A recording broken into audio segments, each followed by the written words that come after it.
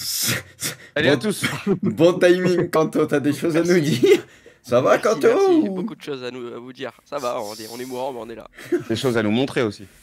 Ah, Ça va. qu'est-ce qu'il a à nous montrer, Braque? Je sais pas, toi aussi, je crois que t'as des Je savais choses à pas, nous je, dire. je savais pas, je vois toute sa déco. Ouais, il y a le maillot, Je j'ai vois que mis le ça a maillot à bougé. Gigi pour refaire plaisir à Bruce. Bah, Ah, magnifique, très beau maillot. Tu vas faire ah, plaisir aux Montpellierins aussi. Voilà, exactement. Leur Bah oui, rappeler qu'ils ont été un jour en Europe. bien sûr. Bon, ça va, les amis? Salut, Braque. Bon, je vais te laisser prendre le lead comme d'habitude, parce que tu fais ça mieux que personne. mieux que Donc, Kanto. Kanto, c'est un autre style. Kanto est très bon aussi, hein, mais c'est un autre style. Puis là, Kanto, il est pas en pleine possession de ses moyens. Donc, Ah, Ah oui, oui, oui, oui. On lui a proposé, mais ça l'intéressait pas trop. ouais. Bon, les amis, salut à tous et bienvenue pour l'émission la plus frauduleuse du Twitch Game. 1 heure pour revenir sur principalement les matchs des clubs français en Ligue des Champions. On va parler de Lens, on va parler du PSG. On essaiera aussi de regarder un petit peu ce qui s'est passé ailleurs parce qu'il y a toujours des choses intéressantes. Donc on va parler de tout ça ensemble avec aujourd'hui bien sûr Scipion. Salut Scipion. Salut à tous, comment ça va? Moi ici la forme, hein. On a vécu une belle soirée européenne mardi et Ouais. celle d'hier, ça régale, hein. Là on sent le divertissement, comme disait Domenech, l'odeur du sang, et je vois que le Ouais. chat est déjà bien affûté. Le divertissement Saint-Germain hein, principalement. Voilà, Parce que c'est vrai exactement. c'est vrai que de l'autre côté, on a eu un autre type de divertissement. Et ben, ça fait plaisir de te voir, Pipion, Kanto. Comment ça va aussi? bon, écoute, la crève, réveillé depuis un quart d'heure, on a pris une bouche, on est là. Quant au prime, quoi. Et voilà, Kanto Prime, moi, tu Ça peux pas sent aller la- plus haut là. J'ai hâte aujourd'hui qu'il attrape quelqu'un sur le chat, mon vieux. Il va te le Ah oui. dégommer. Par contre, quand j'attrape quelqu'un juste au sortir du lit, en général, ça sent pas bon pour la personne. Oula, Donc, bizarre. Ah Au oui. sortir du lit. au sortir du lit, genre tu viens de te lever, direct, paf, tu vois rouge, t'as le cul de travers. Non, Oula. Pas que le cul de travers, toi. Hein. Ah, bah, écoute, Elle non, est j'ai regardé rafale. ce matin, non, t'es pas de travers, donc tout va bien. Oh là là là là. Eh, c'est chaud, c'est chaud. Bruce Granek aussi qui est là. Comment ça va, Prux? Ouais, bah, pas trop aussi, parce que déjà beaucoup de regrets, comme Qu'est-ce qui j'ai se dit. passe? Non, mais autour du Milan, qui devrait minimum être à 4 points et du coup en bonne posture pour ce groupe de Ligue des Champions. Mais j'ai peur que ça regrette tout ça, parce que là, c'est pas normal. Donc ça commence à me faire un peu peur aussi. Pas normal. Eh ben écoute, on va parler de tout ça.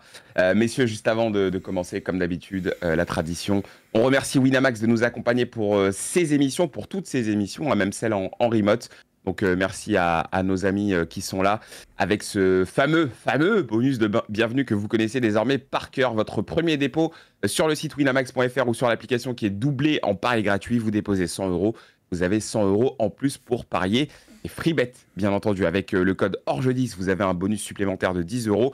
Et bien sûr, sachez que si vous voulez parier et participer à tout ça, il faut bien sûr d'abord faire un dépôt minimum de 15 euros par carte bancaire. C'est très simple à comprendre. Donc, encore une fois, merci à eux. Je vous rappelle que jouer, eh ben, ça comporte des risques, hein, bien entendu, de l'endettement, des pertes d'argent, très clairement, isolement. Enfin, il y a plein de choses qui peuvent être un petit peu relous pour vous. Donc, faites bien attention. Si vous jouez, c'est uniquement pour vous amuser, pour mettre un peu de piment dans vos matchs. Et pour terminer, si vous n'êtes pas majeur, vous n'avez pas le droit de parier. C'est la loi. Bon, après cette introduction, entrons directement dans le vif du sujet. On va commencer par un sujet qui voilà, va plutôt nous donner le sourire. C'est la victoire de Lens, bien sûr, la très belle victoire de Lens contre Arsenal qui permet aux Lensois tout simplement eh bien, de prendre la première place du groupe et d'espérer pour la suite de cette compétition. Mais surtout, ce qu'il faut dire, Bruce, c'est qu'on a vu des Lensois très combatifs, très sérieux, très appliqués, même si le match a mal commencé. Eh bien, derrière, ils se sont très bien repris, notamment Adrien Thomasson, pour aller remporter finalement ce match. Exactement. Et j'en profite. Poineau, ouais, si tu peux nous montrer les stats et tout, parce que peut-être t'es en train de faire une sieste en même temps, si tu peux On a nous les stats et montrer les notes. des choses sur Lens, ce serait pas mal. Mais oui, non, Lens, magnifique, magnifique. Et pourtant, on savait que ça allait être très compliqué, et encore plus après l'ouverture du score hein, de Jesus, en plus sur une erreur. Voilà, on le sait, tu le payes cash à ce niveau-là, mais Lens a su répondre aussi de bien belle manière à une autre erreur d'Arsenal avec un magnifique but. Franchement, rien à dire, la remise de Wai, elle est tout en touché. Là, moi, j'ai apprécié Thomasson quand on roule parfaitement, donc assez incroyable. Et puis après, bah, tu arrives à aller chercher la victoire. avec un beau but de Wayne aussi, en te disant que c'est pas volé, quoi. T'as battu Arsenal et il n'y a pas de scandale au vu du match. Honnêtement, tout y était. Arsenal a été très gêné, même en Odegaard qu'on a très peu vu au final, alors qu'on sait que c'est le maître à penser de cette équipe, il a été en difficulté, mais parce que les Lensois, grosse débauche d'énergie, il laissait pas trop Arsenal respirer, sur les côtés et tout aussi, ça défendait bien. Bon, il y a la blessure de Saka peut-être qui favorise un peu ça aussi, on va pas se mentir, mais dans l'ensemble, vraiment un match sérieux de tout le monde. La défense extraordinaire, Danso, etc., magnifique. Samba qui arrive à sauver aussi Lens quand il le faut. Les arrêts clutch au bon moment. Et puis voilà, un public incroyable. Et donc un gros bravo aux Lensois. On le sait, c'est une équipe française pas comme les autres. C'est pour ça que moi j'y croyais un peu quand on en parlait dans hors-jeu. Je chantais qu'il y avait peut-être un exploit possible parce que Lens, on les voit pas tout le temps en Ligue des Champions. En tout cas, ça faisait un moment, mais on sait que c'est un stade particulier, un public particulier, un groupe particulier aussi et des joueurs qui sont capables de se transcender. On savait aussi que ça allait mieux ces derniers temps parce qu'ils ont pu enfin enchaîner des victoires. Et honnêtement, bah, c'était la soirée parfaite, quoi. Donc, bah, grand bravo aux Lensois. Et maintenant, en plus, bah, ça souffle pour eux. Au vu du calendrier et des matchs à suivre, ils ont pris 4 points, ils ont déjà joué Arsenal. Donc, on peut même commencer à penser à une qualification. Bah, c'est vrai que c'est un petit peu un des enseignements de ce match. C'est que finalement, pour Lens, on se disait peut-être que cette équipe aurait peut-être plus intérêt à viser l'Europa League, mais finalement, on voit que bah, y a un vrai coup maintenant à jouer. C'est aussi pour ça que oui, les débuts de phase de groupe sont toujours très, très intéressants. Alors, je vais venir vers toi, Scipion, après, parce que je sais que toi, tu étais un peu comme Bruce, tu pensais qu'il y avait sûrement quelque chose à faire contre Arsenal. Mais avec Kanto, on va pas se mentir, nous, on voyait moins Lens réussir à minima, au moins, voilà, faire nul. On voyait plus Arsenal s'imposer dans ce match-là. Kanto, est-ce que tu as été bah, surpris par ce match des Lensois? Oui, surpris. En fait, si tu veux, la première demi-heure de ce match-là, c'est typiquement ce que j'attendais de ce match. Ouais. C'est-à-dire 10 premières minutes où on a une équipe de Lens qui n'a pas peur, qui est volontaire, qui est transcendée par son public, qui fait les choses très bien en se procurant quelques occasions. Et puis derrière, Arsenal qui décide de répondre en subtilisant complètement le ballon à leurs adversaires, en faisant des grosses possessions d'une minute, 2 minutes, 2:30 même parfois, et vraiment de priver les Lensois de ballon, et pas en première petite erreur. Thomasson perd un ballon, Arsenal arrive à marquer, et il y a quelque chose qui n'est pas anodin en plus là-dedans, c'est que Gabriel Jesus n'a pas besoin de 2 occasions pour marquer. À la première, il marque. Non. Puisqu'il Et la on sait joue que c'est un bien. joueur qui, voilà, il la joue très bien. On sait que Mm. parfois c'est un joueur qui peut, devant le but, vendanger. Mais là, pour le coup, il est tout simplement parfait. Et là, le bilan que je me fais, je me dis, bah ouais, c'est ça le haut niveau. En fait, tu joues bien, mais tu te fais punir. C'est un peu à l'image de l'OM dans le premier match l'année dernière face à Tottenham, où l'OM fait un bon match et puis derrière, bah, tu laisses partir Hugminson, tu prends un rouge et derrière, tu te fais punir par Richarlison. C'est le haut niveau. Les petites erreurs ne pardonnent pas. Sauf que plutôt que de se laisser abattre et d'en prendre 3, 4, 5, eh ben, cette équipe lançoise, elle a continué à se battre encore et encore et encore et encore, à être volontaire, à jouer vers l'avant surtout. Et, et avec une adaptation tactique du coach qui a été absolument grandissime. Francaise a vu que les Gunners arrivaient à faire tourner trop facilement aux alentours de cette zone entre 10 et 20 mètres de la surface de réparation. Et il a décidé de remonter un petit peu tout le monde, de passer en marquage individuel, de densifier son milieu de terrain et de changer complètement le positionnement de son bloc. Et après, je vais laisser Scipion parler, mais voilà, c'est du grand coaching de Francaise et un grand match également de la part des joueurs, même si dans les statistiques et dans la manière, on a vu Arsenal qu'on ne reconnaissait pas. Bah, on a vu en tout cas un très bon Racing Club de Lens. Ouais, oui, c'est exactement ça. En tout cas, une équipe. Moi, comme je le disais hier avec Bruce quand on était à l'équipe, c'est le niveau Ligue des Champions, en fait, tout simplement. On se plaint depuis plusieurs années de voir des clubs français, voilà, aller en Ligue des Champions et presque, voilà, déjouer, Se pas être au chier niveau, dessus, pas quoi. y être dans l'attitude. Ouais, se chier dessus, si on veut être un peu plus vulgaire. Mais en effet, moi, j'ai vu une équipe jouer. Comme on l'attendait et une équipe, je pense, qui doit être très inspirante pour les autres aussi. Les autres doivent s'inspirer de ce que Lens a fait contre Arsenal. C'est exactement ce qu'on attend. Toi, Pipion, pareil, tu sentais venir le coup hein, quand on faisait notre preview lundi. Tu as été finalement conforté dans cette idée. Alors, on va pas faire l'oracle. Moi, je voyais plutôt un match nul et je pensais que Lens avait vraiment les armes pour embêter Arsenal. Mais de là à l'emporter, bah, vraiment chapeau à eux parce que bah, ça fait partie des grandes soirées européennes à Bollaert qui nous manquaient, comme quand ils avaient tapé l'AC Milan à l'époque avec John Utaka et Daniel Moreira. Et c'est vrai que À l'ancienne. à l'ancienne, évidemment, comme toujours ici. Mais c'est vrai qu'Arsenal, avec ce match contre City à venir, peut-être inconsciemment un sentiment de supériorité, pas d'arrogance, mais ils ont peut-être cru que la poule était pliée très vite, parce que c'est vrai que le 4-0 contre Eindhoven, quand tu vois Séville et Lens, peut-être qu'en se disant à 50% et Karine de Sénateur, finalement, ça allait le faire. Et en fait, ils se sont rendus compte, et je pense que ce match va aussi servir pour Arsenal, que bah, c'est une équipe qui revient en Ligue des Champions 7 ans après, et qui sont pas du tout arrivés au bout de leur processus. Donc ça va être intéressant pour eux aussi de se poser des questions là-dessus, et de se remettre en question. Je pense que ça va être pas mal pour Arteta. Et après, à Lens, bah, moi, ce qui m'a grandement intéressé et surtout plu, c'est qu'on a vu des joueurs sur qui on pensait qu'il y avait un plafond de verre, qui n'étaient pas capables d'élever leur niveau de Ouais. jeu encore plus, type Sotoka, Thomasson, Gradit. Bah, franchement, chapeau à eux parce qu'ils ont fait un match incroyable. Ouais, des soldats qui ont répondu présent dans l'intensité, dans la tactique, dans la finesse, dans le flair. Et ça, c'était génial. Et je suis d'accord avec Bruce. Enfin, le match d'Eli Wahi, c'est pour ça que tu mets 35 millions sur ce joueur. C'est pour ça que tu allé chercher pour remplacer Luis Openda. Oui, il a mis un petit peu de temps à marquer, mais faut pas oublier qu'il y a toujours du temps d'adaptation et qu'on parle d'un attaquant de 20 ans qui découvre la Ligue des Champions, qui, voilà, avec ce transfert-là, il change aussi de dimension. Honnêtement, bah, la remise, j'ai trouvé ça absolument génial. Et le but, pareil, libre de tour marquage, très très bizarre, mais voilà, lui, il se pose pas de questions. Et c'est le genre de match où voilà, tu laisses ta carte de visite à l'échelle européenne. Donc voilà, maintenant, bah, on peut aller un peu plus se projeter sur la suite. Il reste 4 journées, ça va être évidemment encore compliqué. Mais si tu fais carton plein à domicile et que tu vas chercher peut-être un petit point à Eindhoven, bah t'y es. Et évidemment, ça va être compliqué de faire peut-être 6 sur 6 contre Eindhoven et Séville. Mais si cette équipe, elle est capable de se transcender, surtout avec Bollaert pour les accompagner, bah, ils seront pas loin de la vérité. Et ce qui est intéressant, c'est en voyant les notes aussi, c'est que Lens retrouve aussi de la solidité défensive avec un énorme Brice Samba derrière et les trois. Et franchement, c'est le même niveau. Le Gradit de Kanto. Voilà, exactement. Non, mais là, Ouais, ils ont il été était fantastique. Ils sont transcendés. Et même plus, hein, je pense que Danso, c'est pas loin d'être son vrai niveau. Et je pense que c'est un joueur qui peut aller chercher voilà, un très très beau club. Mais en attendant de parler d'avenir, voilà, faut juste se concentrer sur la suite de la poule. Et évidemment, très très content pour les Lensois, même un petit mot pour Nampalys Mendy. T'imagines, on a souvent dit que Lens était capable d'anticiper, de toujours bien être maintenant en recrutement. Ils ont même été capables d'avoir un coup d'avance avec Tish Spearings, qui s'est pas adapté, qui est reparti à Toulouse, d'aller chercher Mendy libre. Mendy libre, t'as l'impression qu'il est là depuis 2-3 ans, qu'il connaît par cœur. Ouais. Et chapeau à eux, franchement, ça régale. Ouais, en plus, Mendy qui avait été lancé sur son premier match, c'était contre Séville.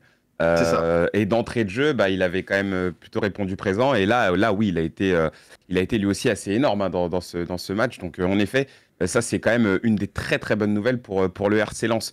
On fera tout à l'heure, bien entendu, l'évaluation des joueurs. On va voilà, nommer le MVP du match. On va parler des flops aussi. Mais un mot maintenant peut-être sur Arsenal, parce que c'est vrai que Arsenal. Je ne sais pas votre sentiment à vous, mais moi, personnellement, je ne les ai pas reconnus. Alors, il faut bien sûr tout de suite rendre à César ce qui appartient à César. Ça a été très bien fait par le RC Lens, qui a vraiment, par exemple, complètement éteint Odegaard. On ne l'a pas vu dans ce match-là. C'est vrai qu'il manquait certains joueurs. Il manquait Martinelli, qui apporte peut-être un peu plus de profondeur, un peu plus il va peut-être un peu plus déstabiliser sur son côté qu'un Trossard. Saka qui se blesse aussi dans le match au bout de la 30e minute à peu près. Donc c'est vrai qu'il y a des choses à dire sur cette équipe d'Arsenal. Mais est-ce que Kanto, vous l'avez reconnu? Est-ce que vous avez eu l'impression que c'était une équipe voilà, qui était prête pour ce choc, sachant qu'elle s'était quand même imposée 4-0 sur son premier match en poule? Ah non, mais je pense que personne n'a reconnu Arsenal. Et de toute façon, j'ai écouté, c'est quoi, c'est Julien Laurens, je crois, son nom de d'RMC, qui nous disait que c'est la première fois, peut-être en 2 saisons, qu'il voyait Arsenal dans cet état-là. Déjà, il y a ce fait de match avec la blessure de Bukayo Saka, qui était déjà incertain avant le match, qui fait que le match change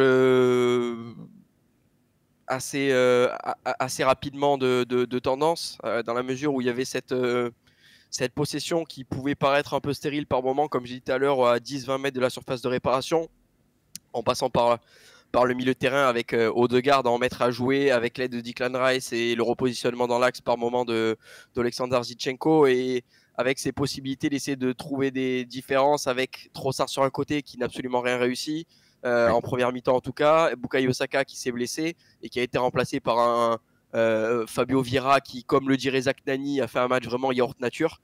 Vieira dans la percussion, dans ses passes, dans tout ce qu'il a proposé offensivement. Il n'y a pas eu grand-chose d'hyper intéressant à retenir. Et Kai Havertz, qui était complètement perdu sur le terrain, mais ça, on a l'habitude de voir Arsenal évoluer à 10 ces derniers temps. Mais non, le pire dans tout ça, c'est que moi, dans cette première période, quand je vois Arsenal, je trouve qu'il y a un truc, tu vois, je me dis pas qu'ils sont en train de faire un match catastrophique, c'est plutôt en deuxième où j'ai eu un peu plus de mal à comprendre ce qu'ils étaient en train de réaliser. Mais en première, je me disais, bon, dès que Trossard va arriver à passer un petit peu ses dribbles, ils vont arriver à faire la différence et ça va percer, parce qu'il y avait ce duel Trossard-Gradit à chaque fois sur le côté, et Gradit l'a bouffé au final. Et moi, j'attendais de voir si Trossard était capable de faire la différence, parce que je pense que la vraie diff pouvait venir uniquement de lui dans cette équipe d'Arsenal. Mais c'est aussi que les Lensois se sont battus avec beaucoup de valeur. Mais non, on n'a pas du tout reconnu cette équipe d'Arsenal. Ouais, c'est vrai que il y avait quelque chose qui manquait. Clairement, d'ailleurs, même Bruce Arteta, on l'a vu un petit peu sonner, en fait, quand tu voyais un peu les plans sur lui. Arteta, c'est un entraîneur qu'on a l'habitude de voir toujours super remuant sur son banc, dans sa zone technique, toujours en train de replacer ses joueurs, en train de sauter un peu partout. Là, on avait l'impression qu'ils étaient amorphes, en fait, à l'image de leur entraîneur. Et c'est vrai que, pour revenir sur ce que Kanto disait, un des rares joueurs qu'on a vu, et quand je dis même haut niveau, c'est franchement bien payé, c'est peut-être Declan Rice, hein, qui a pas non plus surnagé, mais qui était peut-être un des plus concentrés. Mais on sentait qu'autour, ça suivait pas, et qu'il y avait pas de continuité dans ce qu'a fait cette équipe sur ce match-là, Bruce. Non, mais ils ont été surpris, je pense. Et le déroulement du match a fait que aussi Lens y croyait de plus en plus. Et ils se sont libérés petit à petit, et ils sentaient qu'il y avait un coup à jouer, peut-être même aller chercher les 3 points. Et c'est ce qui s'est passé. Et voilà, c'est pour ça, encore une fois, oui, Arsenal fait pas un grand match, mais c'est en grande partie à cause de Lens. Avec Eze, ils ont très bien préparé leur match, ils nous l'ont bien expliqué, et on l'a bien vu sur le terrain. Ils ont préparé ça à la perfection. Alors Saka, même s'il était resté sur le terrain, bien sûr que ça aurait été plus compliqué pour Lens, mais je suis pas sûr que ça aurait tout changé non plus. Tu vois, Lens aurait été capable peut-être de gagner, même avec Saka encore sur le terrain. Ils ont été surpris. Pourtant, ils ont l'habitude d'avoir des joueurs en face avec la première ligue où ça court beaucoup et tout, mais franchement, Lens, c'était à la perfection, quoi. Odegaard, on l'a pas vu. Alors, non, et quand tu vois pas Odegaard déjà, t'as fait, je pense, une grande partie du chemin. Donc Odegaard, vraiment, je te coupe 2 secondes, Bruce, pour rajouter ça, c'est vraiment le travail de Lens, hein, qui a fait qu'on l'a pas vu pour le coup. Hein. Ils ont été un peu décontenancés, sans solution. Moi, j'ai trouvé Arsenal un peu dépassé par moments. Ils n'avaient pas les clés. Alors, au match retour, bien sûr, ça va pas être la même histoire. Et si ça se trouve, ils vont en mettre 3 ou 4 à Lens. Hein. Il y a de bonnes chances, tu vois. Mais encore une fois, t'es à Lens, c'est la Ligue des Champions. Comme l'a dit Pipion, ils redécouvrent la Ligue des Champions aussi. Hein. La plupart, il y en a, ils découvrent la Ligue des Champions aussi. Ils ont très peu d'expérience en Ligue des Champions. On sait que Lens, c'est un stade où c'est jamais facile. On l'a dit plein de fois. Donc voilà, pour toutes ces raisons, c'était une soirée très compliquée pour Arsenal, mais plutôt que de dire que c'est Arsenal qui a fait un très mauvais match, moi j'ai envie de dire que c'est Lens qui les a bien gênés et qui les a surpris et qu'on fait le match parfait. Voilà, ils ont fait une erreur, ils se sont fait punir, mais derrière, par contre, il n'y a eu plus d'erreurs, il n'y a eu plus rien, et c'est eux qui ont profité aussi des erreurs d'Arsenal et les petits moments où ils étaient un peu moins bien. Donc non, moi j'ai tout envie de mettre mettre du crédit sur Lens. Ouais, ça c'est sûr que c'est ce qu'on va retenir et mettre en avant le plus dans ce match. Hein. Vraiment la prestation lensoise. Pour finir sur Arsenal, Pipion, il y a un joueur, vraiment un joueur qui pour moi semble complètement perdu dans cette équipe, c'est Kai Havertz. Ah ouais, et c'est vrai qu'il y a eu beaucoup d'argent qui a été dépensé sur ce joueur. On imagine, on essaye de se projeter sur ce que Arteta veut faire avec lui, et peut-être que dans quelques mois, ça ira bien, hein, on le verra. Et c'est vrai que pour l'instant, il semble complètement perdu sur le terrain. Il n'y est pas du tout. On ne sait pas trop... Il y a presque pas de relation technique ou même peut-être affective avec les autres. Qu'est-ce qu'on en pense de ça? Est-ce qu'il faut continuer à le laisser sur le terrain? Est-ce qu'il faut le challenger un peu plus, toi? Enfin, tu ferais quoi, toi? Je t'avoue que j'étais dubitatif quand il a signé à Arsenal. Ouais. Et d'un autre sens, je me disais, c'est Arteta qui l'a voulu, et ce coach a toujours eu des bonnes idées, du flair, donc envie de lui faire confiance. Sauf qu'après 2 mois, on voit qu'il y a quand même un souci d'adaptation et qu'il n'est pas à sa place. On a l'impression que les 10 joueurs d'Arsenal jouent un match et que lui en joue un autre et qu'il est totalement paumé. C'est clairement le cas. Et en plus, il est dans ce rôle un peu hybride 8 qu'occupait Xhaka, qui se projetait beaucoup, sauf que Xhaka et Havertz, ils ont absolument rien à voir en termes de style de joueur. Peut-être que Arteta insiste sur lui pour lui donner de la confiance, pour que ça développe des automatismes et tout, mais moi je pense que dans un monde idéal, moi je vois Havertz comme le remplaçant d'Odegaard dans l'effectif, et pour moi il faut vraiment cet autre milieu, à savoir Partey, pour compléter un peu plus la panoplie. Moi je n'imagine pas vraiment ça sur la durée. J'ai beaucoup de mal à voir Havertz vraiment s'épanouir à côté d'Odegaard, parce que bah voilà, c'est lui vraiment qui centralise beaucoup des actions. Havertz, on sait qu'il a cette vision de jeu, cette qualité, mais voilà, comme tu dis, il est perdu, il sait pas trop. Après, c'est comme Joao Félix, c'est des joueurs qui ont des postes en voie de disparition, qui sont très rares. Tu peux pas les mettre en neuf comme poste. Tu peux pas les mettre en 9 pur parce qu'ils sont trop tendres. Tu peux pas trop souvent les mettre en 10 ou 9,5 parce que ça veut dire que tu adaptes ton équipe à eux et c'est pas ce que tu as forcément envie. Donc voilà, tu vas peut-être forcer le poste d'Havertz pour essayer de le reconditionner. Mais j'ai l'impression qu'en plus il est lent, il est perdu. Voilà, c'est un moment assez compliqué pour lui. C'est vrai qu'il a marqué ce but à Bournemouth où il y a tous les joueurs qui l'ont entouré, qui l'ont célébré et tout pour le montrer. Je pense que Arsenal, c'est ça aussi, c'est une vraie famille, donc ils veulent pas le lâcher. Mais je pense que si ça continue comme ça, il terminera tranquillement sur le banc quand Partey reviendra, quoi. Ouais, tout à fait. Alors, juste pour préciser à notre ami le Nueve, c'est bien un live, hein. On est bien en direct. Moi, il est 13h22. Juste pour moi, je prends un petit risque, j'y crois, moi, Havertz. Je pense mais on a envie d'y croire, en fait. Moi, je pense, et comme l'a dit Pipion, ça me paraît bizarre que tu investi autant. Arteta, il connaît le football. Encore une fois, c'est vrai qu'on sait pas trop le placer, machin et tout, mais je pense qu'il finira par trouver sa place et un rôle qui lui convient. Après, tu sens qu'il en manque de confiance aussi, et on sait que le mental conditionne énormément de choses dans le foot. Mais moi, ce joueur-là, je sais pas, j'ai toujours trouvé qu'il y avait quand même un truc de spécial. J'ai envie d'y croire. Pour moi, Arsenal, c'est, voilà, ou que ce soit un Pep ou un Arteta, c'est le coach qu'il faut peut-être pour Havertz. Donc j'ai envie, vas-y, de laisser du temps et d'y croire. Mais bon, je peux me tromper. Non, moi je suis assez d'accord aussi. Moi je pense qu'il faut juste en fait trouver le bon rôle pour lui, pour le mettre dans les meilleures conditions et pour qu'il puisse sortir sa meilleure version. On sait tous qu'il a un vrai talent, ce mec-là. Moi je suis d'accord avec toi, il est spécial ce joueur. Maintenant, oui, s'il peut pas proposer ce qu'il a de mieux en lui, bah forcément tu vas avoir des matchs comme celui qu'il a proposé là contre Lens et tu vas avoir l'impression que c'est un joueur un peu quelconque, quoi. Messieurs, faisons un petit peu les top et flop, MVP, tout ça. On va remettre les notes de cette rencontre. Quel est pour vous l'homme de ce match? Alors, évidemment, il sera du côté lensois, mais c'est vrai qu'il y a plein de joueurs qu'on a envie de mettre en avant. S'il fallait en tirer un, Kanto, toi, tu dirais qui? J'ai hésité énormément entre Eli Wahi évidemment et finalement un autre que je vais donner, ça sera Brice Samba pour moi. Brice Samba parce qu'il y a ces parades clés, il y a la manchette en première, il y a cet arrêt sur corner sur l'intervention de Tomiyasu en deuxième, l'arrêt sur Trossard également. Il y a plein d'arrêts qui pour moi sont essentiels, mais le vrai tournant du match c'est quand tu as un but partout, il arrive à sortir cette frappe de Tomiyasu à bout portant sur corner, puisque derrière Lens marque rapidement et sans ça je pense qu'on pouvait voir une équipe lensoise couler en fin de rencontre. Donc pour moi, c'est Samba qui a été le joueur impactant de cette rencontre, même si évidemment, il y a cette colonne, j'ai envie de dire, Danso, Samba, Wahi qui auraient pu le mériter tous les trois. Ouais, complètement. Ouais. C'est vrai que t'as envie de parler du match de Danso aussi, parce que son début de match est quand même assez intéressant. Et puis derrière, dans l'impact physique, dans la concentration, c'est ça aussi. Hein. Vu que c'est un match de Ligue des Champions, on a vu quand même des Lensois très concentrés. Moi, je trouve que lui, il a été assez énorme dans tous ces compartiments. T'as envie de parler d'Eli Wahi aussi. Non, il y a beaucoup de joueurs. Vous feriez quoi, vous, Scipion et Bruce? Scipion, toi, tu mettrais qui?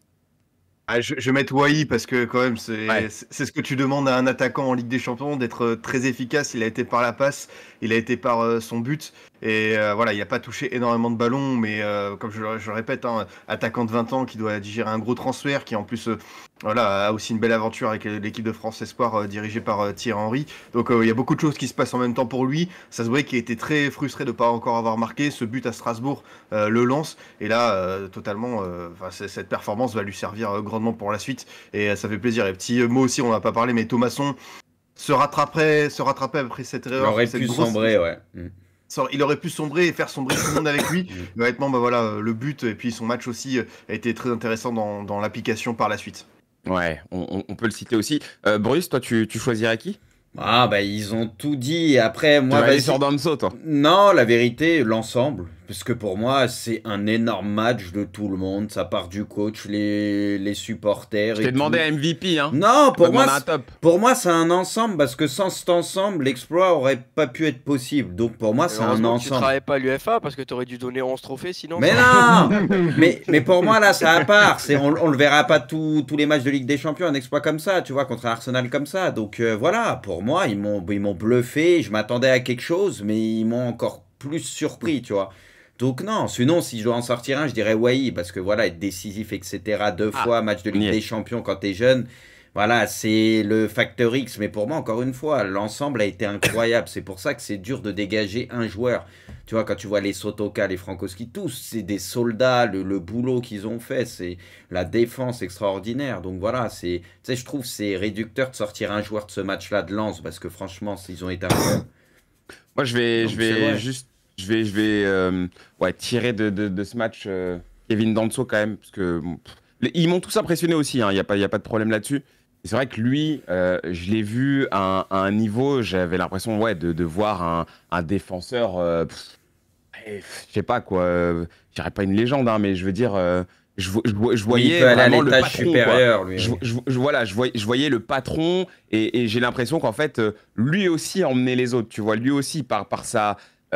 encore une fois par sa concentration, mais par sa communication avec les autres, tu sentais que c'était vraiment lui qui imprimait le niveau de motivation, qui donnait clairement aux autres la marche à suivre. Et je l'ai trouvé vraiment énorme sur ce match-là. Moi, il m'a impressionné, donc je le choisis lui. Après, honnêtement, on les a tous mis en avant, donc il n'y a pas de problème là-dessus. Passons peut-être au flop maintenant, messieurs. On en a parlé un petit peu, mais quels sont les joueurs que vous avez envie de mettre en flop dans ce match? On commence avec toi, Pipion. Et évidemment, on va parler d'Arsenal. Il y en a pas mal qui ont été un peu largués. C'est vrai que Trossard a été très bien pris. Il n'a eu aucune influence. Et pourtant, c'est le genre de joueur qui était très intéressant depuis son arrivée l'hiver dernier à Arsenal.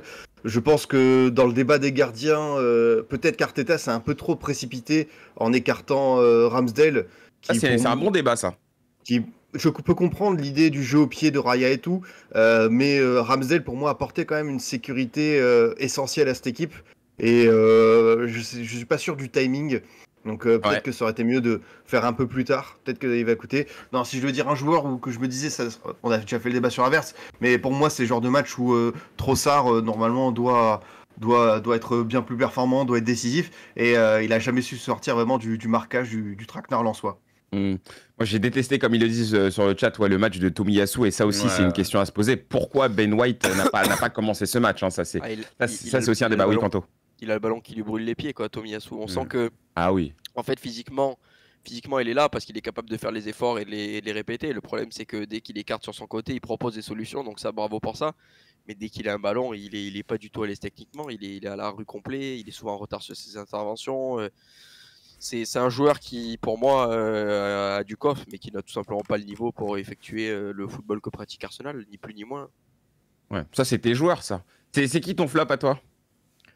Mon flop, on l'a dit, Trossard qui a été fantomas et qui n'a pas passé un crochet, mis à part un dans la surface avec sa frappe derrière sur Samba. Trossard, Havertz qui a été fantomas et Tomiyasu qui, à mon sens, a apporté beaucoup de solutions, mais à chaque fois que je le voyais, j'avais des frissons parce que je me disais qu'il pouvait faire une dinguerie à tout moment, quoi. Bruce, on finit avec toi du coup sur ce match. Que vous, j'aurais dit Tomiyasu aussi, donc voilà, je vous avais tout dit. C'est répéter ce que vous avez dit. Bon, eh bien très bien, messieurs, on a été complet sur Lens. Passons à l'autre débrief important de la journée, la défaite, tu rigoles, la déroute. Les problèmes, arrivent. Je vais chauffer Bruce déjà avant qu'il termine le cas Mbappé. Bruce, j'ai rien dit encore. L'Inter Miami se sont fait fracasser cette nuit 4-1 contre les Chicago Fire. C'est normal, Messi il joue plus. Quand il est là, il gagne tous les matchs. Quand il est pas là, les playoffs pourquoi t'as que Messi à la bouche? Ça va faire chou blanc pour Léo. Ça va faire chou blanc. Chou blanc, pas capable de gagner un titre à MLS. Occupe-toi de ton club qui gagne pas un match et qui joue contre Brighton tout à l'heure déjà. Et voilà, c'est pas mal. Concentre-toi sur ça. C'est du petit gâteau pour nous. Oui, oui. Comme le Panathinaikos, où ça devait être facile, selon tes dires. Petit biscuit, ça. Bon, si je peux finir d'introduire ce match. Donc, défaite 4-1, défaite vraiment terrible pour le PSG. Terrible dans le sens où il y avait eu des belles choses en Ligue des Champions cette saison. Il y avait eu un bon début. Voilà, la victoire contre Dortmund, des matchs un petit peu moins bien, on l'a vu en Ligue 1, des rencontres que certains avaient presque qualifiées de matchs référence, notamment contre l'OM, et pourtant il y a ce match-là qui donne l'impression que voilà, faut presque tout refaire, que finalement l'équipe n'était peut-être pas si prête que ça, pas si au top. Compliqué, un peu la gueule de bois pour les supporters parisiens. Pipion, comment t'expliques cette déroute parisienne? Comment tu l'expliques, toi? Bah déjà, je pense que le 4-2-4 de notre cher Luis Enrique est arrangé au même compo au panthéon du PSG que le 3-5-2 de Laurent Blanc contre City avec Serge Aurier en défense centrale. Je pense qu'il va falloir pas s'entêter parce que c'est un échec. Tu peux pas arriver en Ligue des Champions avec seulement 2 milieux de terrain. C'est un peu du suicide. T'as dit quelque chose d'intéressant. Ouais, on a l'impression qu'il faut tout reconstruire de nouveau. En fait, je dis des trucs intéressants, ça fait plaisir. Putain. Bien sûr, t'en dis souvent, mon cher Braque. J'ai le sentiment qu'avec cette équipe, il va falloir qu'on ait un juste milieu, à savoir que, on l'a dit, oui, il y avait des choses intéressantes, mais quand tu prends les 4 victoires de cette saison, c'est contre Dortmund nullissime, c'est contre un OM en crise, c'est contre Lens qui était en perdition sur le début de saison, et c'est contre l'Olympique lyonnais MDR. Donc au bout d'un moment, il va peut-être falloir se calmer et se dire ok, c'était bien. Ça, c'est l'attaque du PSG MDR. Non, mais ça oui, c'est vrai qu'on peut faire le jeu de mots. Et hier, oui, ils ont pris une claque. Oui, c'est quelque chose, mais peut-être que cette équipe, elle va devoir apprendre et on va devoir être patient. C'est peut-être le mot. C'est compliqué pour eux. Je l'avais déjà dit, peut-être qu'on doit faire avec cette équipe ce qu'on a dû faire avec Arsenal et le projet Arteta, c'est-à-dire mettre en place, construire, bâtir. Ce match va leur servir pour la suite, j'en suis persuadé. Ils vont comprendre beaucoup de choses sur les attitudes, sur le pressing, sur les individualités, sur la manière d'aborder ce type de rendez-vous. On savait que quand il y avait voilà, une équipe qui était capable de les enfoncer, de leur mettre un coup de pression, et c'était un gros test européen, on voulait voir ça. Et là, au moins, on a un élément de réponse. Non, ce PSG n'est pas prêt à gagner la Ligue des Champions dès cette année. Non, ça va être très long.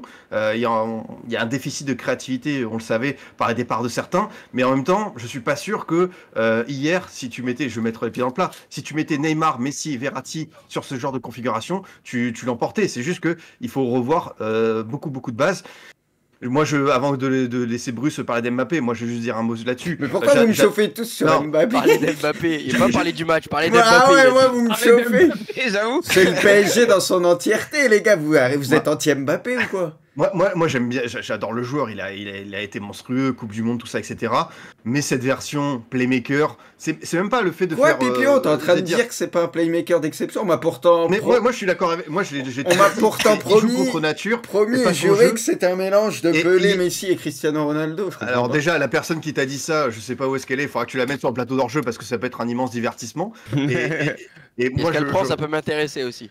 Exactement. Juste pour terminer, c'est pas par le fait de dire Mbappé est playmaker par le dribble, c'est par la passe. Et surtout, quand il reçoit le ballon entre les lignes, il prend beaucoup de temps à analyser le jeu avant de se décider. Dans ce match Ligue des Champions, c'est une touche de balle, ça doit aller très vite. Et en fait, même en faisant ça, il ralentit le jeu, il n'aide pas son équipe. Donc Mbappé, il va falloir qu'à un bout d'un moment, il se remette à faire ce qu'il fait de mieux, c'est à savoir prendre la profondeur, être à la finition. C'est vraiment là où on l'adore tous. Et pas faire ça. Et après, ça va être le souci au niveau de l'ego d'avoir un coach qui va être capable de lui dire est-ce que ce sera Luis Enrique? On sait qu'il aime ça, il a collé des gros vestiaires, de pouvoir lui rentrer dedans.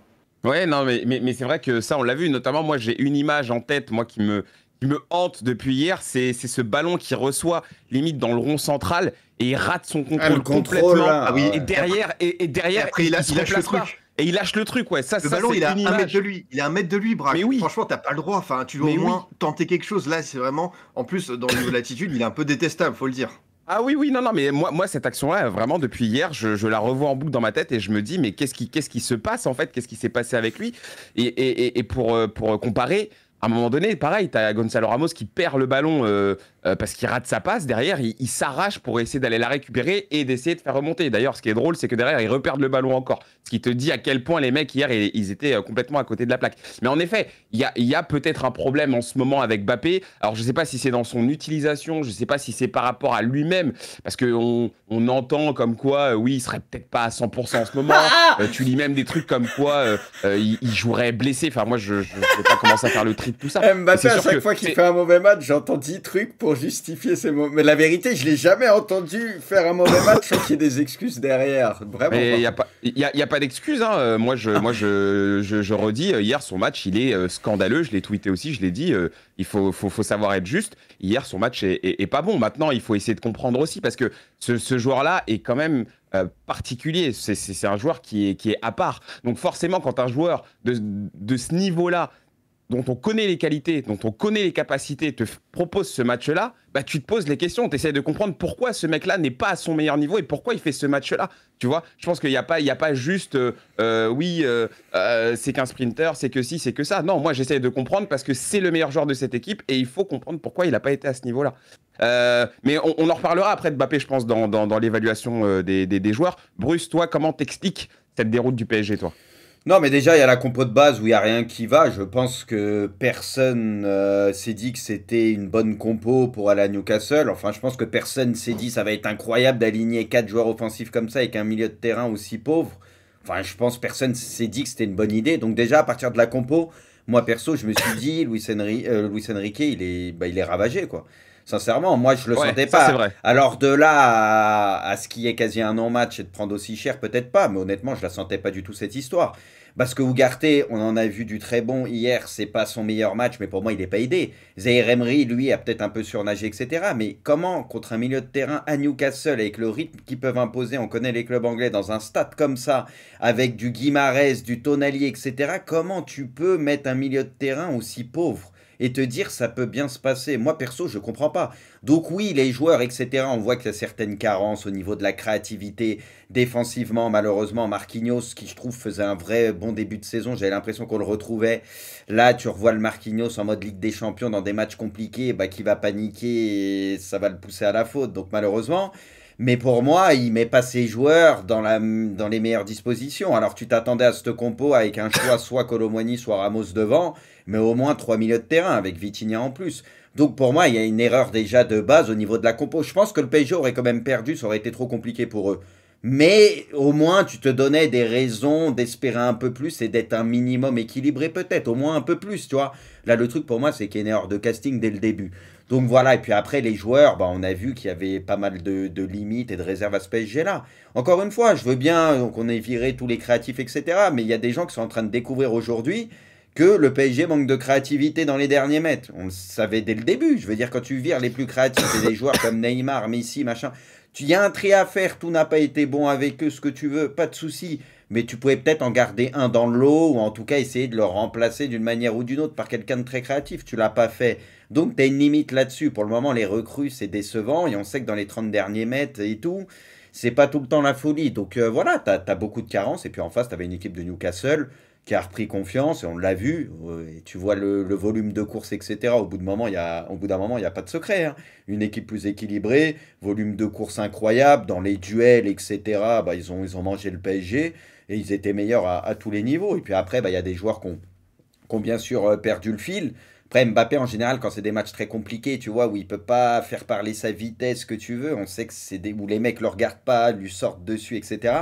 C'est souvent très compliqué pour lui, donc c'était pas un match pour lui hier, clairement, parce que Newcastle était très bien organisé, etc. On se disait que Dembélé, sur son côté, il y aurait peut-être des coups à jouer, etc. en 1 contre 1, mais à chaque fois, il y avait la compensation, ça défendait à 2, etc. pour le contrôler. Donc honnêtement, bah, Newcastle, très gros match. Et Paris, bah, on découvre qu'il y a pas mal de limites à cette équipe, mais c'est pas une surprise. Moi, je voyais tout le monde fanfaronner au début avec Luis Enrique à cause d'un ou deux matchs, alors qu'ils ont même pas gagné 50% de leurs matchs. Tu regardes en Ligue 1, ils ont que 3 victoires par exemple, alors qu'ils sont censés être 100 fois au-dessus de la Ligue 1. Là, en Ligue des Champions, contre un gros adversaire à l'extérieur, enfin un bel adversaire à l'extérieur, tu vois qu'il y a quand même beaucoup de limites. Mais j'ai l'impression que pour beaucoup, le PSG c'était équilibré, il y avait tous les ingrédients, tout pour faire une grosse saison. Mais il faut être fou pour penser ça. Enfin, tu le voyais dès le début qu'il y avait des soucis, je sais pas. Donc j'ai l'impression que les gens vont peut-être ouvrir un peu les yeux.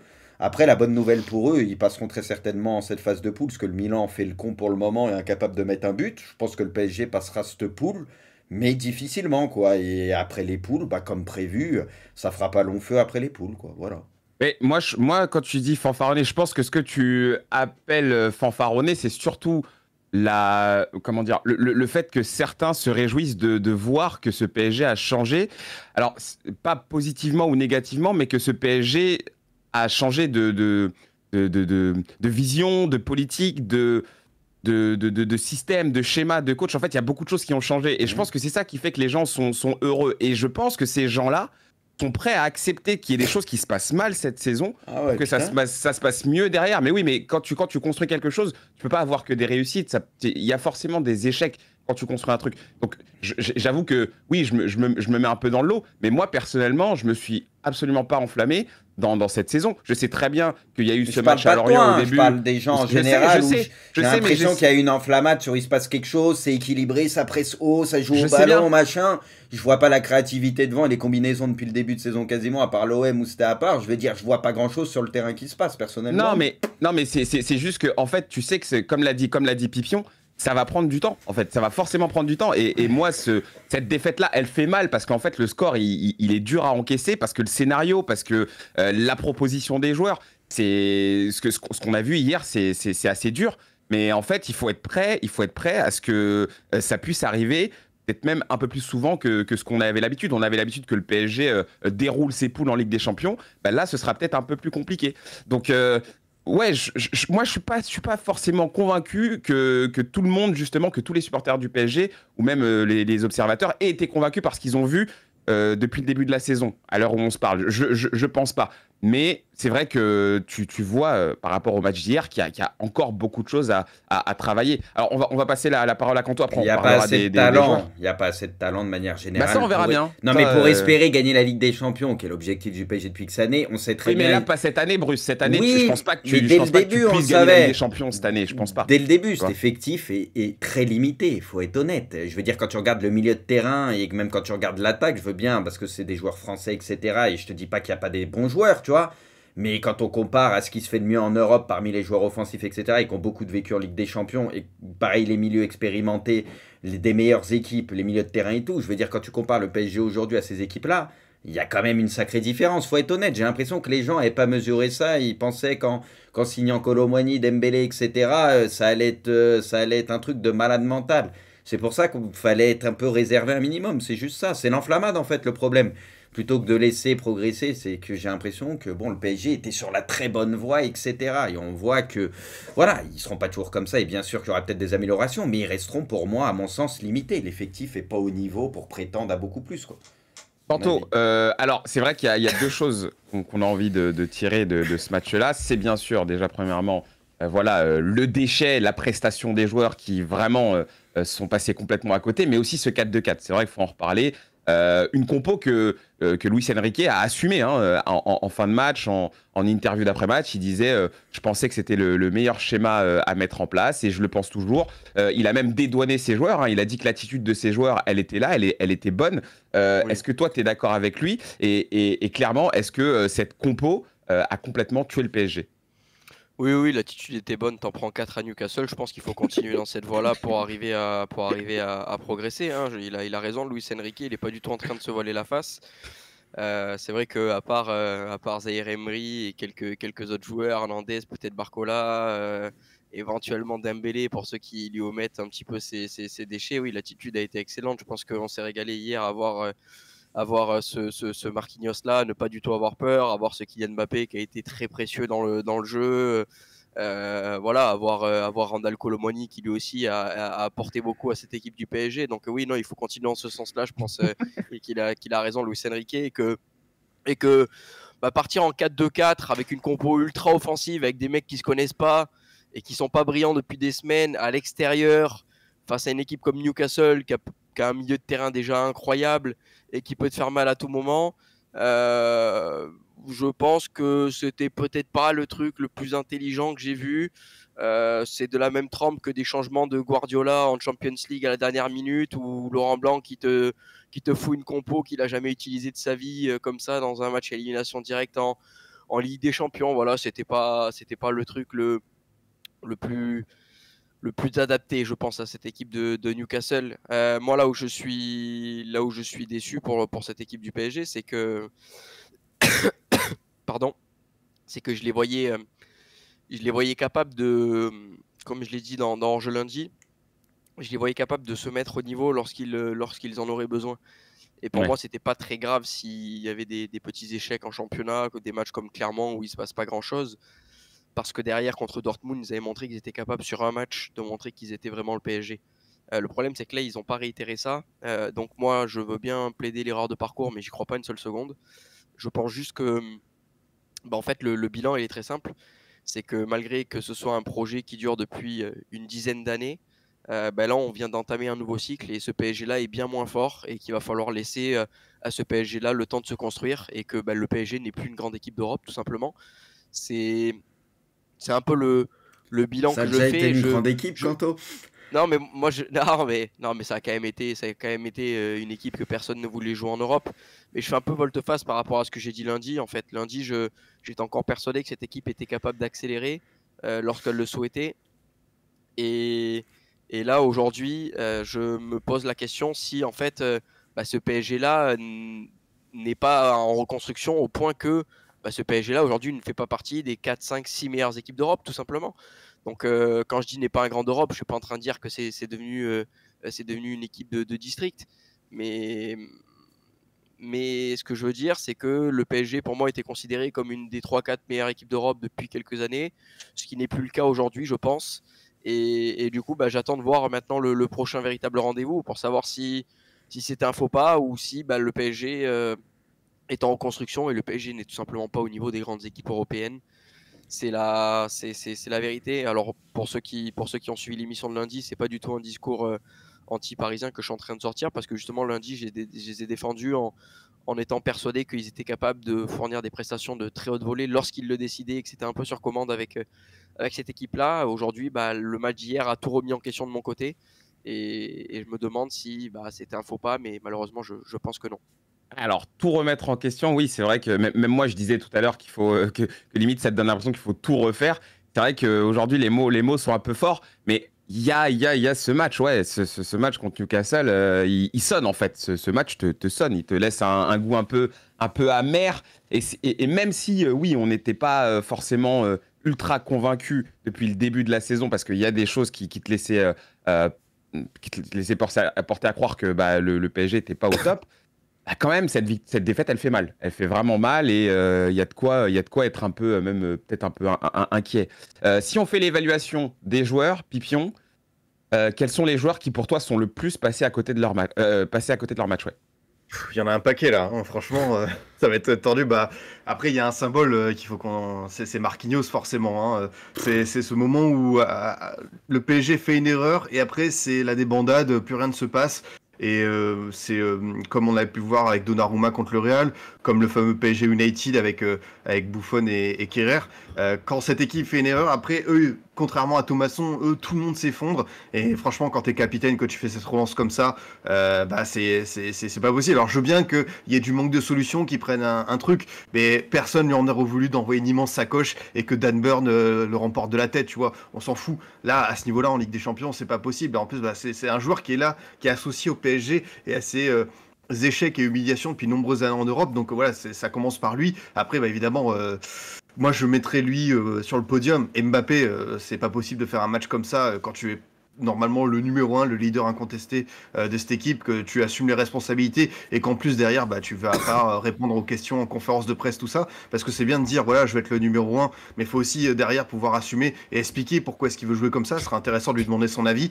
Et après entre Kolo Muani et Dembélé, en fait, les deux ratent. Dembélé est plus entreprenant, mais Dembélé, il faut quand même qu'on en parle. Je le dis encore une fois, cette finition, c'est pas possible parce qu'il fait tout bien. Ouais. Mais un joueur international de ce niveau-là, les Barcelonais savent voilà, que depuis pendant 5-6 ans, ça a été compliqué. En équipe de France, on l'a vu aussi. Mais Dembouz, désolé, on t'aime. Hein, on sait que tu es un joueur qui est capable de magie, de fantaisie par moment. Mais à ce niveau-là, on te demande aussi de savoir finir les actions. Et pour un ailier à son âge, parce que voilà, c'est 26 ans, on parle pas de Dembouz, hein, on parle pas du genou 17 ans lancé par Roland Courbis au Stade Rennais contre le SCO d'Angers. Non, on parle d'un joueur international confirmé normalement. Donc il y a 1 ou 2 actions hier qui doivent savoir terminer, et ça va aussi de là en Ligue 1. Attends, mais depuis le début de saison, le gardien de la Lazio a marqué plus de buts qu'Ousmane Dembélé. Enfin, la stat, elle est lunaire quand même, mais elle est là. Elle est bâtard, celle-là. On est début octobre. Ouais, elle est bâtard, mais c'est ce qu'il faut.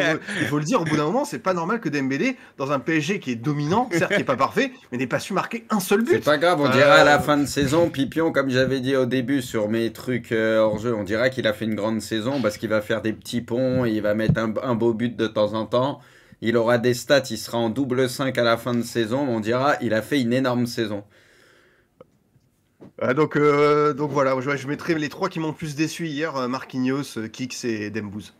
Très bien, très bien. Bruce, toi, tes joueurs, tes flops dans ce match? Bah, c'est un peu pareil. Après, là, le problème, de toute façon, est général. Mais je dirais aussi Luis Enrique, encore une fois, ce que je l'ai dit tout à l'heure, pour moi, sur la compo de base, je pense qu'ils auraient perdu, même en 4-3-3, mais il y aurait eu un peu plus match, aurait été moins cata, quoi. Donc pour moi, il les a pas mis dans de bonnes dispositions. Tu vois, Ugarte, on l'a vu en difficulté hier, mais pour moi, j'ai même pas envie de tomber sur lui parce que le milieu, c'était trop compliqué. Il est pas aidé, quoi. Non. Il est pas aidé. Donc je dirais plus Marquinhos, oui, comme ça a été dit, Mbappé, pareil, parce que Mbappé, on sait qu'il veut beaucoup de choses, ce rôle de playmaker, machin, donc c'est lui que t'attends, tu vois. C'est à lui de relever la tête peut-être à un moment donné de son équipe. Et là, le truc, c'est que les 2 rares joueurs de caractère hier, c'est Hernandez, mais c'est pas une surprise. Et c'est un gamin de 17-18 ans aussi qui fait preuve de caractère, tu vois. L'un des rares qui sombre pas. C'est aussi ça le problème de cette équipe, c'est que t'as peu de joueurs au final, j'ai l'impression, avec énormément de caractère. Parce que quand ça sombre, ça fait pas semblant. Il n'y en a pas un pour attraper l'autre. Donc au bout d'un moment, on sait que la Ligue des Champions, ça se joue là-dessus. Et tu peux très vite t'écrouler. Si tu as un gros temps faible, tu peux prendre très cher. Et on l'a vu hier. Donc voilà. Moi, le gros problème, c'est ça en fait. Et là, tu as dit un truc que je trouve très très vrai, c'est que quand cette équipe, elle coule, vraiment, elle coule. C'est-à-dire que tout le monde coule. Et c'est terrible parce que ça part du capitaine en fait, ça part de Marquinhos. Je veux pas l'incriminer parce que bon, on sait très bien, on sait qu'il a ces moments-là, on l'a vu. On est obligé à déjà. Force. Non mais en fait, je l'incrimine parce relou. Que je le dis, c'est le capitaine en fait qui te met dedans dès le début. Ça c'est une vérité. Mais en fait, quand je dis j'ai pas envie de l'incriminer, c'est que en fait, on est déjà au courant, on le sait très bien. D'ailleurs, je revois le tweet de Pion hier avec le chien là. Le chien qui... Ouais, là j'avoue, j'y suis allé fort. Le chien qui soulage, là tu as été très très fort, mais en vrai c'est oui, ça part de lui et c'est dur quoi. Il y en a pas un en fait qui va remettre un petit peu l'église au milieu du village. Il n'y en a pas un qui va remontrer un petit peu le chemin à suivre quoi. Et c'est ça moi qui m'effraie. Et c'est pour ça aussi qu'on parle de leader dans les grands clubs. Parce que normalement, dans ces cas-là, t'as un mec qui attrape tout le monde. Moi, j'ai toujours cette image de Zidane qui avait réuni tous les joueurs en 2006 et qui, quand il voyait que son équipe partait en vrille, il les avait tous remis dans le droit chemin. Et derrière, ça se passait mieux. Tu n'as pas ça aujourd'hui à Paris. Tu n'as pas ces mecs qui sont capables de parler, de communiquer, de remettre un petit peu de bon sens dans l'équipe. Parce que là, en fait, dans ces matchs-là, et j'espère que ce ne sera pas comme ça à l'avenir, quand ça tourne mal, il faut qu'il y ait des mecs qui parlent. Il faut qu'il y ait des mecs qui parlent. Et on ne le sent pas, ça. On a l'impression, en fait, que les mecs continuent à faire ce qu'on leur demande de faire, mais en étant éclatés au sol. Et ça, c'est très problématique. Et ça, c'est un des trucs qu'il faudra vraiment corriger, quoi. Le PSG a eu la possession de balle, 73%, c'est bien, parce que au début, quand ça gagnait pas les matchs, ça disait on est heureux, on a eu 80% de possession de balle. Donc je pense que là, il y en a beaucoup, ils sont contents d'avoir une possession de balle. On le voit que c'est déterminant et c'est le plus important dans des matchs de foot. 73% avec un 4-2-4. Hein. Oui, mais j'avais déjà des débats en début de saison. Les gens ils étaient contents sur des 0-0, des trucs ou des matchs nuls. C'est pas grave, on a eu 80% de possession, on voit ce qui se passe. Oui, bah oui, la possession, ça fait tout. Oui. Mais c'est la vérité, alors, les gars. Faut arrêter avec ça un jour. Panto, des flops à toi dans ce match. Faut vraiment donner des flops dans ce match. Je sais pas, hein, à moins que tu aies envie de donner des tops, hein, parce que c'est vrai qu'on les a déjà identifiés, les flops, mais si tu as envie de donner des tops, que ce soit du côté de Newcastle ou même, je sais pas... les flops, les flops visibles, je pense quand même Kylian Mbappé, je pense Randal Kolo Muani et peut-être Marquinhos. Voilà, pour les 3 flops que je mettrai en avant. J'en ai probablement même oublié. Non, après, dans les tops côté parisien, comme je l'ai dit tout à l'heure, pour moi, il y a Ousmane Dembélé qui, malgré ses problèmes de finition, arrive quand même à montrer quelque chose dans une équipe où il n'y a pas grand-chose. Ah, mais il y a Warren Zaïre-Emery qui a été très très bon dans ce match-là, qui a un petit peu surnagé. Il y a l'entrée de Barcola aussi qui a été intéressante. Seulement intéressante, hein, seulement intéressante. Oui, intéressante. Mais dans un contexte compliqué, tu vois, donc c'est bien. Mais c'est pour ça que je dis intéressant. Oui. On parle de. Mais je vais pas dire qu'il a pas changé le match, quoi, tu vois. Non, faut être plusieurs. Le match est déjà foutu presque, mais. Et évidemment, pour terminer, Hernandez qui a été très bon dans ce match-là. Bon, même si ils en prennent 4. Voilà, pour moi, peut-être les 3 joueurs qui ont surnagé du côté du PSG. Côté Newcastle, c'est un peu compliqué parce que pour moi, il n'y a pas eu trop de mauvaises copies. Guimarães, incroyable. Il y a eu Guimarães qui a été très bon. Il y a eu Almiron qui, en début de match, a vraiment mis en difficulté la défense parisienne. Je vois que dans le chat, ça parle de Burn aussi. C'est vrai que Burn est monté aux avant-postes et est arrivé à marquer. Ouais. Pas fait semblant. Il met son but, quoi. Non, mais ouais, en fait, du côté de Newcastle, oui, c'est vrai que là, maintenant qu'on en parle, Guimarães, on peut parler vite fait de son geste. Oui. Hier, ça a été un débat sur Twitter, hier, quand j'ai posté ça. Oui. Pour moi, en fait, c'est rouge tous les jours. Il y a des gens qui disent non, il n'y a pas assez pour mettre rouge, c'est que carton jaune. J'ai quand même beaucoup de mal à comprendre qu'on puisse mettre un jaune à un mec qui envoie une gifle ou une emplâtre ou je sais pas ce qu'il fait à un joueur qui lui passe devant. Pour moi, c'est les gestes d'humeur qui n'ont rien à faire. C'est sa manière de lui dire bonjour, Kanto. Oui. Tu dis bonjour avec les pieds. Si un mec t'a mal parlé ou si un mec t'a mis un petit bouchon, tu le fais pas avec les mains. Le prochain ballon, tu le fais comme à l'ancienne, comme le faisait Gattuso, comme le faisait Edgar Davids, comme le faisait Van Bommel. Le prochain ballon, tu lui mets un gros bouchon. Ou alors, dès qu'il y a un ballon aérien, tu lui mets tes crampons vissés, tu les mets bien sur le dessus de son pied. C'est encore plus méchant, toi. Voilà, mais tu fais des trucs comme ça. Mais au moins, c'est dans le jeu. Là, aujourd'hui, moi, un mec qui en passant te met une tarte ou te met une emplâtre, non, pour moi, c'est rouge direct. Il n'y a pas de débat là-dessus. Moi, j'aurais bien aimé avoir quand même un petit zoom, un petit ralenti sur l'action, parce que je ne comprends pas trop, en fait. J'essaie de comprendre pourquoi, en tout cas, il prend pas rouge, quoi. Ça, c'est un petit peu bizarre sur cette affaire-là. Messieurs, on va conclure là-dessus, parce qu'il est déjà 13h57, mais je pense qu'on a quand même fait le tour de la question. Quand même, féliciter Newcastle aussi. Parce que ils ont été largement au niveau. Ils ont proposé un match niveau Champions League. Eux, pour le coup, c'est vrai qu'on avait vu un Newcastle très moyen, très neutre, très terne face à Milan. Mais là, clairement, on a reconnu. En fait, on a reconnu le vrai Newcastle là, cette fois-ci. C'est ça mon plus gros regret. Et je pense que Milan, et je l'espère pas, mais je sens qu'ils vont pas passer la poule et ça sera complètement con. Pour moi, il fallait terminer Newcastle au premier match. C'était le moment où ils avaient la tête sous l'eau en ce début de saison. Ils ont été méconnaissables, ils n'ont rien fait à Milan, c'était une catastrophe absolue. Et Milan n'a pas su en profiter, la Newcastle, ils se sont remis un peu à l'endroit ces derniers temps, ils enchaînent des victoires, ils reprennent confiance. Et là maintenant, le Newcastle, on le sent monter en puissance, ça va pas être la même histoire maintenant. Ouais. Et en tout cas, voilà, on va suivre ça de très très près. Messieurs, juste avant de peut-être conclure l'émission avec vos avis ou alors ce que vous avez envie de dire sur les autres matchs, on va juste regarder les cotes pour les matchs du soir, parce qu'il y en a quand même pas mal pour les clubs français, en Europa League notamment, avec l'OM qui reçoit Brighton, ça concerne forcément de très très près Kanto, avec Rennes qui sera en déplacement à Villarreal, Toulouse qui va recevoir l'ASC et le LOSC qui va jouer contre une équipe, on en parlait avec Poineau tout à l'heure, dont on n'a jamais entendu parler, Si. En effet. Moi j'en ai jamais entendu parler. C'est le champion d'Île Féroé. Oui, voilà, c'est le champion d'Île Féroé, donc voilà, j'en ai jamais entendu parler. Alors, Messieurs, vous les voyez, Rennes qui est coté à 3. Tout ça, ça se passe sur Winamax. Hein. Toulouse qui part favori dans ce match contre l'ASC, coté à 1,78. Le LOSC à 1,35, bien entendu, à l'extérieur, donc contre cette équipe des îles Féroé. Et Marseille, quant au 2,75. Pour toi, la cote, elle est juste? Bah, elle est juste pour pas toucher, ouais. Enfin, je veux Ouais, dire, non, mais je te demande. je me mettrais à 8, en vrai, je les toucherais même pas. Donc, Après, Brighton a pris une valise, là, on sait jamais qu'ils accusent un peu le coup. oui, Ouais, ça veut rien dire. oui, bon, si j'étais Laissez-nous pas kiffer, y supporter croire. marseillais, si j'étais pas supporter marseillais, Brighton à 2,35, je vous avoue que. Bon, Ouais. Quanto, réfléchir. Ça t'intéressait. match nul tout à l'heure de Marseille, ils vont pas Ouais, perdre. franchement, j'en sais rien. Moi, j'y vois plus. J'ai même plus envie d'analyser les matchs de l'OM pour le moment. Oh, en ce moment, t'es en train d'aller du côté du PSG, moi, je trouve. Hein.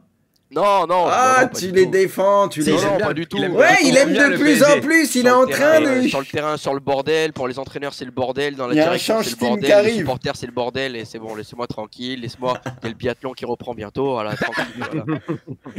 Voilà. Quentin, PSG. Ouais, ça commence à venir. Hein. PSG. Je ne chanterai pas ça en stream.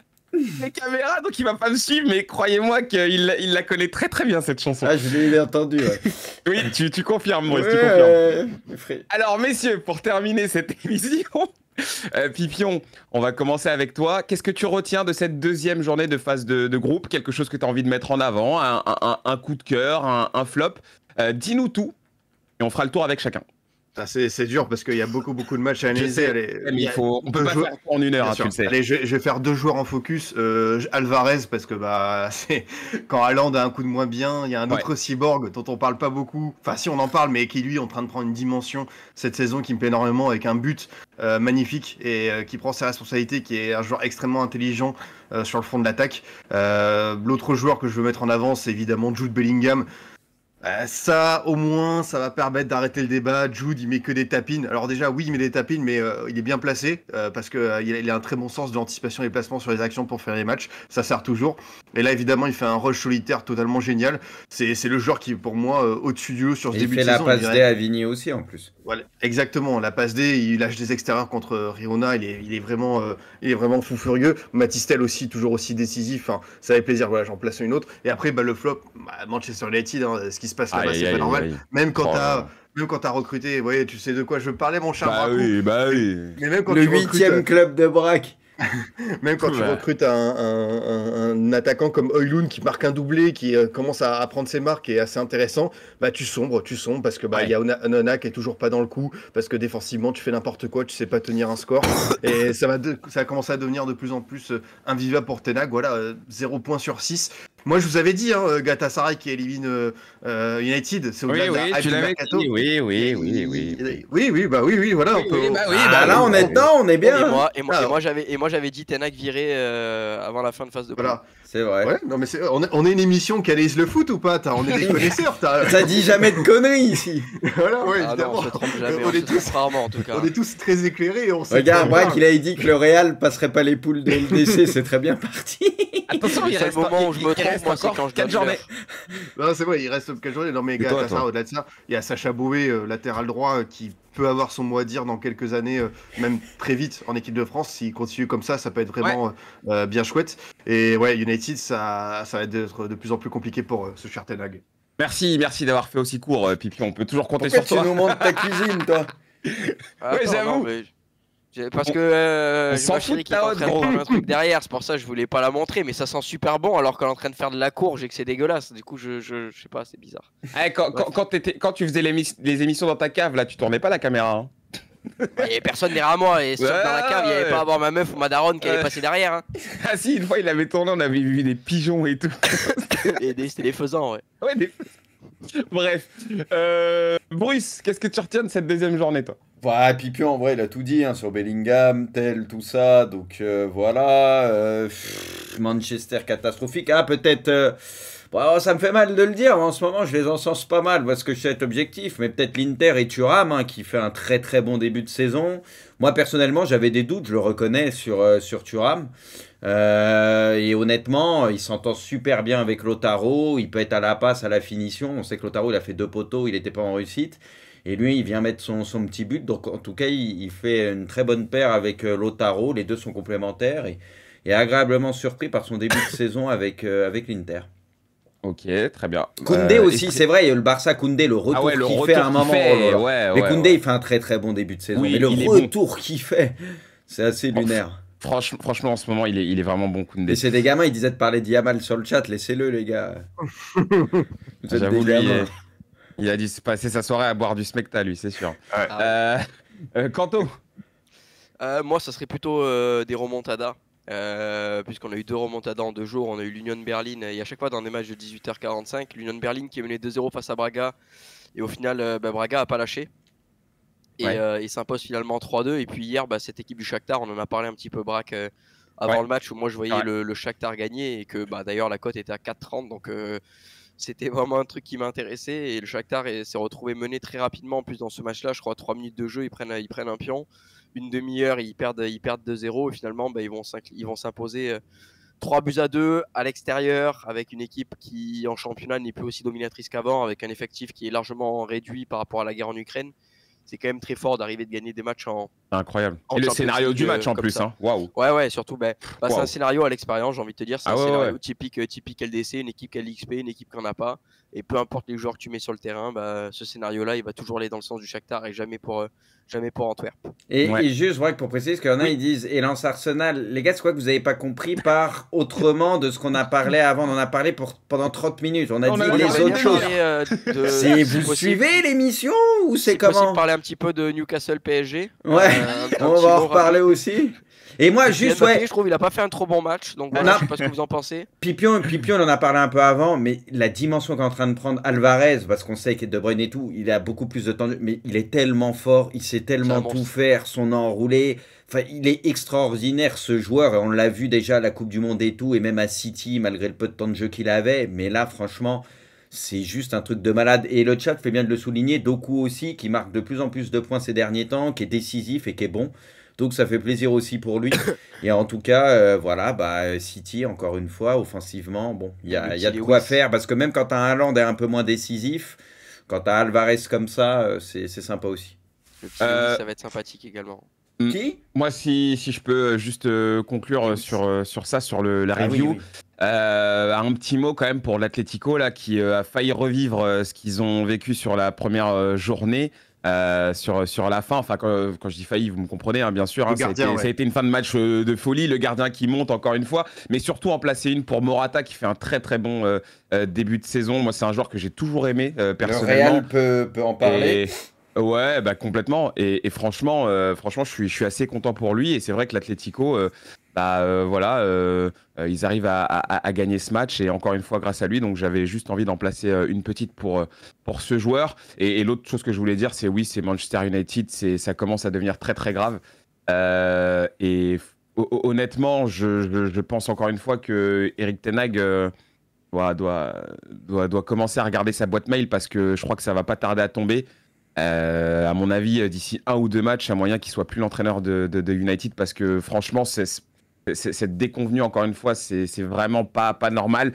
Et c'est cette défense, en fait. Moi, je peux pas comprendre comment tu peux, dans ce match-là, prendre l'avantage et en plus avoir le joueur que tu as recruté pour je sais pas combien venir. Limite presque en fait lancer sa saison, tu vois, et surtout même lancer la saison de l'équipe. Là, tu prenais 3 points. Tu te repositionnais, tu étais bien, tu finis à 0 parce que le match, tu le lâches complètement. Je l'avais en double écran en même temps que Newcastle PSG et je vois une équipe, mais véritablement, se disloquer complètement et ça m'a vraiment choqué, pour pas dire que ça m'a glacé le sang. Donc United, terrible, vraiment, vraiment terrible ce que j'ai vu hier je sais pas où cette équipe va aller, quoi, parce que là, c'est catastrophique. Oui, pardon. Je suis perdu dans mes pensées. Le match, c'était en effet mardi. Voilà tout ce que je voulais dire sur ces autres journées. Messieurs, je pense qu'on a été complet. Oui. Quelqu'un voulait rajouter quelque chose? Non. Non, c'est bon? Non. Oh, on a faim. On a faim. Bon, eh bien, écoutez, merci beaucoup de nous avoir suivis.